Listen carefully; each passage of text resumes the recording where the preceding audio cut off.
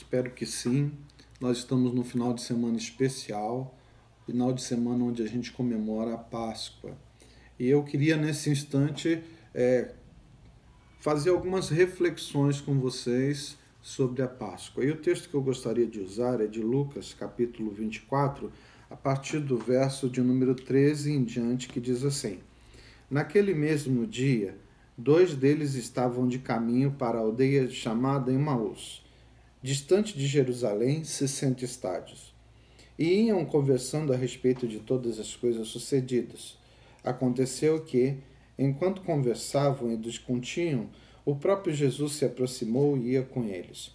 Os seus olhos, porém, estavam como que impedidos de o reconhecer. Então lhes perguntou: Que é isso que vos preocupa e de que ides tratando à medida que caminhais? E eles pararam entristecidos. Um, porém, chamado Cleopas, respondeu, dizendo: És o único, porventura, que, tendo estado em Jerusalém, ignoras as ocorrências destes últimos dias? Ele lhes perguntou: Quais? E explicaram o que aconteceu a Jesus, o Nazareno, que era varão profeta, poderoso em obras e palavras diante de Deus e de todo o povo, e como os principais sacerdotes e as autoridades o entregaram para ser condenado à morte e o crucificaram. Ora, nós esperávamos que fosse ele quem havia de redimir a Israel, mas depois de tudo isto, é já o 3º dia desde que tais coisas sucederam. É verdade também que algumas mulheres das que conosco estavam nos surpreenderam tendo ido de madrugada ao túmulo e, não achando o corpo de Jesus, voltaram dizendo terem tido uma visão de anjos, os quais afirmam que ele vive. De fato, alguns dos nossos foram ao sepulcro e verificaram a exatidão do que disseram as mulheres, mas não o viram. Então lhes disse Jesus: Ó nécios e tardos de coração para crer tudo o que os profetas disseram. Porventura não convinha que o Cristo padecesse e entrasse na sua glória, e começando por Moisés, discorrendo por todos os profetas, expunha-lhes o que a seu respeito constava em todas as Escrituras. Quando se aproximaram da aldeia para onde iam, fez ele menção de passar adiante, mas eles os constrangeram, dizendo: Fica conosco, porque é tarde e o dia já declina. E entrou para ficar com eles. E aconteceu que, quando estavam à mesa, tomando ele o pão, abençoou-o e, tendo partido, lhes deu. Então se lhes abriram os olhos e reconheceram, mas ele desapareceu da sua presença.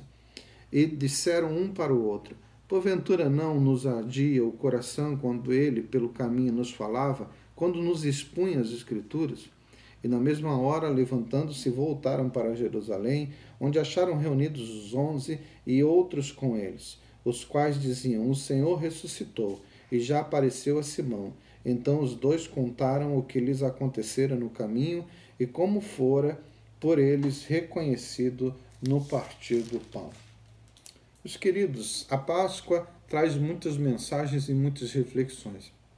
E nesse texto eu gostaria de destacar aqui 4 reflexões importantes a respeito da Páscoa, principalmente baseado no que esse texto diz.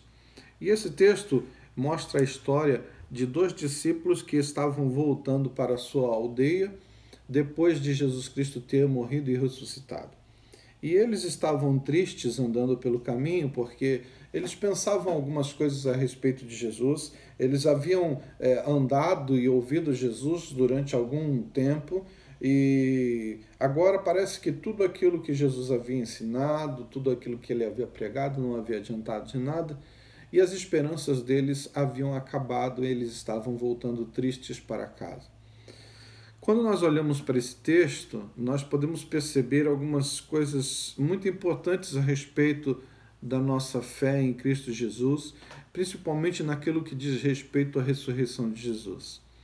Uma primeira coisa que a gente pode destacar aqui no texto é que muitas vezes, e a ressurreição nos ensina isso, que muitas vezes nós achamos que os nossos planos são os planos de Deus.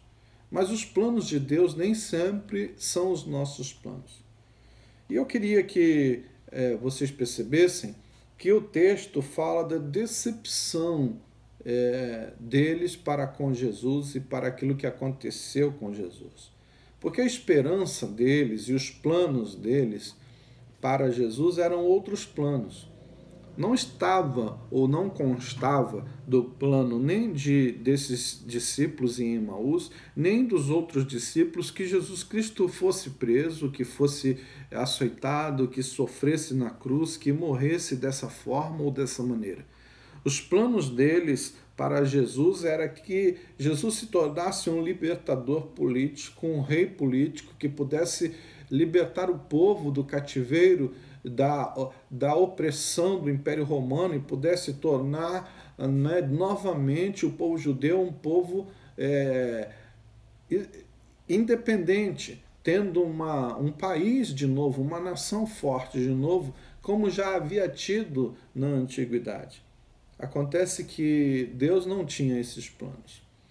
Deus pretendia governar a vida dos homens, governar as nossas vidas de uma maneira muito diferente, não política, mas espiritual. Jesus Cristo veio para ser rei, não um rei político, não um estadista, mas alguém que pudesse ter o senhorio das vidas, das nossas vidas, das vidas das pessoas, inclusive daqueles discípulos. Só que eles não haviam entendido isso. Durante todo o ministério de Jesus, eles não haviam entendido, e mesmo depois da morte e ressurreição de Cristo, eles ainda não haviam entendido. Mas o texto ensina isso. Quais têm sido os seus planos e como tem acontecido a sua vida? Talvez hoje seja um bom momento para refletir sobre o fato de que talvez os seus planos não tenham sido os planos de Deus. E mesmo assim você tem estado frustrado, triste, angustiado, porque você acha que Deus não te abençoa. Mas quem disse que aquilo que você projetou, aquilo que você sonhou, aquilo que você está lutando para obter, aquilo que você tem sonhado na sua vida é plano de Deus para você? Uma das coisas que nós pouco fazemos é pedir a opinião a respeito de qualquer coisa da nossa vida. Na maior parte das vezes a gente toma as decisões e depois pede que Deus abençoe as nossas decisões. Quando na verdade a gente precisava, antes de fazer o plano, pedir a Deus orientação para colocar algum sonho como meta da nossa vida. Uma segunda coisa que eu gostaria de refletir com você a respeito da ressurreição, e baseado nesse texto, é que os discípulos, eles precisavam de fé. Sabe, Deus não precisa da nossa fé, mas nós precisamos de fé para poder alcançar Deus. A própria Bíblia diz que aquele que se aproxima de Deus precisa crer que Ele existe. Ou seja, eu sei que muitas vezes as pessoas têm algumas dúvidas a respeito de Deus, algumas dúvidas a respeito da palavra. Na verdade, quando se fala de Deus, a gente tem muitas dúvidas a respeito de Deus, mas uma das coisas que a gente percebe na Bíblia e também nesse texto é que nós precisamos crer, nós precisamos ter fé. Se não tivermos fé, não conseguimos alcançar a Deus, não conseguimos compreender os seus objetivos, não conseguimos entender a sua palavra, e isso nos traz grandes dificuldades e muitos problemas. Na maior parte das vezes, as nossas dificuldades, elas são muito grandes, porque a nossa fé é pequena. O próprio Jesus, ensinando lá no Sermão da Montanha, ele disse que se nós tivermos fé do tamanho de um grão de mostarda, ou seja, uma pequena semente, a gente consegue transportar os montes. Então, a nossa fé precisa ser grande se nós quisermos alcançar coisas grandes. E a própria ressurreição é uma coisa extraordinária. A ressurreição de Cristo é uma coisa extraordinária. Aqueles que creem na ressurreição de Cristo crerão também que um dia ressurgirão um dia de novo, né? Mesmo estando mortos. É aquilo que Jesus ensinou lá em João, quando ressuscitou a Lázaro, né? Que nós estaríamos também ressuscitando, assim como nós cremos na ressurreição. O apóstolo Paulo também fala sobre isso, né? Se nós não cremos na ressurreição de Cristo, é vã a nossa fé. A terceira coisa que eu queria falar com você a respeito da ressurreição de Jesus e o que ela nos ensina a partir desse texto é que a Bíblia precisa ser lida com fé para ser entendida como palavra de Deus. O grande problema é que as pessoas leem a Bíblia como se fosse um livro de história, alguma coisa que não é real, ou então coisas escritas por homens normais e comuns. Mas a Bíblia contém, sim, uma história, uma narrativa muito diferente de livros normais. E eu não sei porquê, mas se você olhar em todas as religiões, as pessoas sempre têm uma regra de fé, um livro em que acreditam ser uma narrativa sagrada. E muitas vezes alguns cristãos não acreditam na Bíblia como palavra de Deus. E Jesus Cristo, quando morreu e ressuscitou, uma das coisas que ele fez aqui com aqueles discípulos no caminho de Emaús foi fazer com que eles percebessem que tudo aquilo que aconteceu, ou seja, a morte dele e a sua ressurreição, também estava previsto na Bíblia, muito especialmente o Antigo Testamento, que era a Bíblia daquele pessoal. Eles não tinham ainda o Novo Testamento, como nós temos nos dias de hoje. Então, o que Jesus fez foi mostrar a eles que a Escritura Sagrada já havia dito tudo o que iria acontecer. Mas eles não conheciam muito bem o texto bíblico, ou não acreditavam naquilo que o texto havia dito a eles. Mas o importante para nós, para nossa reflexão, é perceber que muitas vezes nós não estamos lendo a Bíblia, às vezes estamos lendo, mas não com olhos de fé, e sim com olhos críticos, e muitas vezes então a Bíblia não é a palavra de Deus para nós, e nós muitas vezes estamos deixando de praticar aquilo que a Bíblia diz no nosso dia a dia, na nossa vida, porque nós não cremos nessa palavra. Por fim, a última reflexão que eu gostaria de colocar para vocês nessa oportunidade é que lá no finalzinho do texto, Jesus Cristo faz como quem vai para mais longe, mas os discípulos de Emaús, no caminho de Emaús, convencem Jesus a ficar com eles. E quando eles estão comendo, os discípulos então percebem que é Jesus no partir do pão. E é interessante, não sei se você consegue perceber isso, mas a Bíblia tem uma característica de mostrar que comunhão é muito importante. E Deus deseja ter comunhão conosco. E Jesus Cristo veio, e quando ele veio, na maior parte das vezes, aconteceram coisas maravilhosas enquanto Jesus estava comendo com os discípulos. Uma das celebrações importantes da igreja é a celebração da ceia do Senhor, onde o pão simboliza o corpo de Cristo e o vinho o sangue. Também nós encontramos muitas vezes citações que falam a respeito de comida e de bebida.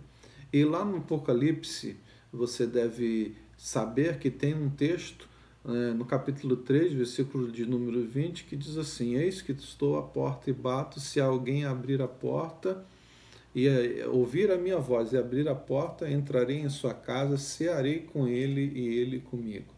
Ou seja, o nosso Deus é um Deus que deseja ter comunhão conosco. E essa comunhão, muitas vezes na Bíblia, é demonstrada por essa intimidade da comida e da bebida, do sentar-se à mesa. Porque, na verdade, ninguém come com estranhos.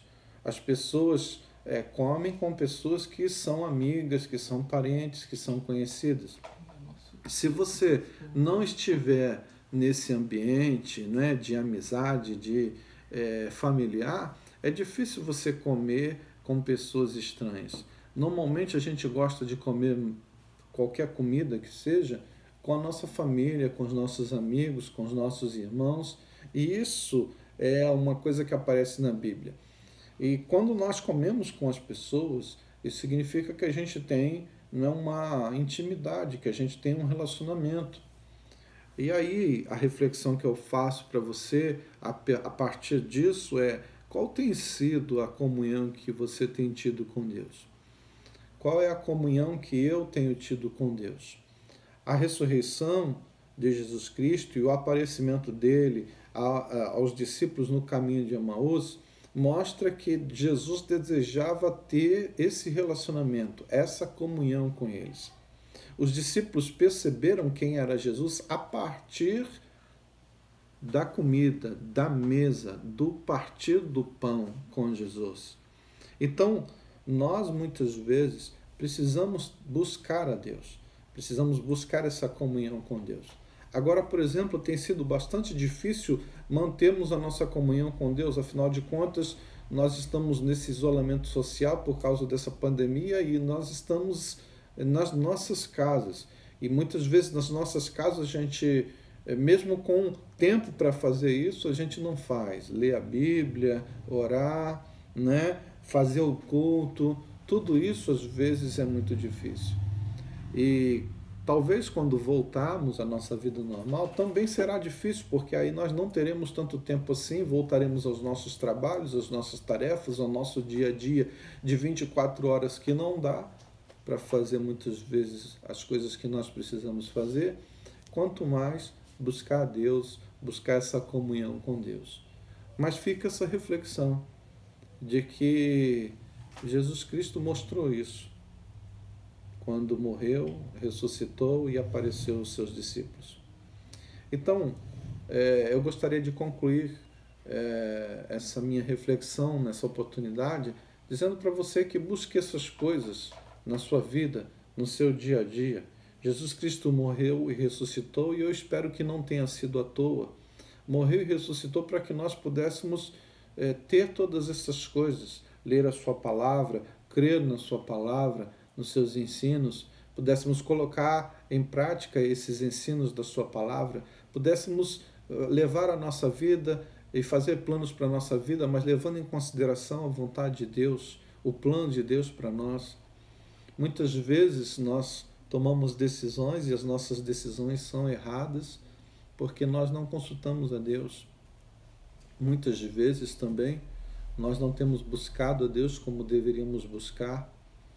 Que nessa Páscoa, né, você possa experimentar isso, possa buscar todas essas coisas e que você tenha uma Páscoa diferente, mas feliz, junto aos seus e à sua família. Que Deus abençoe a você e nunca se esqueça, Jesus Cristo ressuscitou, não foi por acaso, foi por minha causa, foi por sua causa, e tudo isso tem um sentido. Que você possa buscar esse sentido, possa refletir sobre isso e que Deus possa abençoar a sua vida. Vamos orar? Pai querido, obrigado, Senhor, por esse dia e pela oportunidade de falar contigo. Eu quero te suplicar, Senhor, pela Igreja Batista Viva, por cada membro, aonde quer que esteja. Que cada um, Senhor, que está ouvindo a minha voz e me vendo, possa sentir a tua presença, possa te buscar e, sobretudo, Senhor, possa entender o significado da tua morte e, sobretudo, da tua ressurreição. Ó Deus, que tu estejas, Senhor, nascendo nos nossos corações todos os dias e transformando as nossas vidas para que nós possamos ser verdadeiramente alguém